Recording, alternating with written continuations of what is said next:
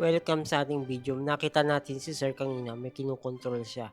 Akala natin simpleng laruan lang pero eto makikita ninyo, isang parmal o demonstration ng parmal na pupuwede mo ng kontrolin yung iyong machinery, makina mo na ginagamit sa bukid para hindi ka na mahihirapang maghanap pa ng tao kung sakali mang wala kang makita. Tingnan mo si Sir, dinemo niya sa atin kung papaano niya kinokontrol. So, meron na itong physical na ganito talaga na nagagamit sa CLSU. Ayan oh, yan. Kita niyo naman, control lamang ang kanyang gamit. Kaya, siyempre, makaka-relax ka na, makakabawas ka na ng oras mo, at saka hindi na rin mahirap para sa iyo kung ikaw ay isang farmers na may malawak na lupain na pupuwede mong gamitan ng ganito. Ayan, dinemo niya sa akin, pinakita niya kung papaano ito kontrolin.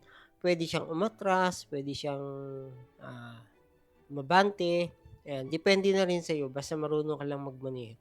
Oh, ito ay gawa ng, Precision and Digital Agriculture Center. Dito lang 'yan sa CLSU. So, nag-demo sila kanina rin, nakita natin 'to, napansin natin 'to kasi habang tayo naglilibot diyan sa Ride e-Fest ng CLSU ngayong September 2025, 2025 na, tama nga ba? September 2025, ngayong araw na 'to, ayan. Kaya ako naman namamangha ako dahil nakita natin 'to habang, tayo naglilibot-libot, ayan nakalagay predict, may tatak pa ng CLSU, ayan.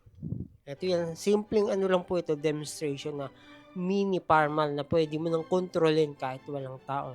Siguro malayo-layo din nakokontrol nito ano, ayan. Tignan niyo naman.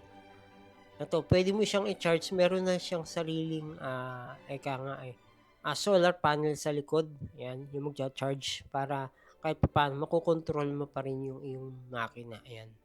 So, simple lang po ito pero malaking bagay na 'to para sa mga farmers po natin. So, puntahan niyo po ito, puwede niyo pong makita sa CLSU, sa Ride e-Fest nila ngayong araw hanggang tatagal po ito ng, araw po ng Friday ngayong pong buwan ng September.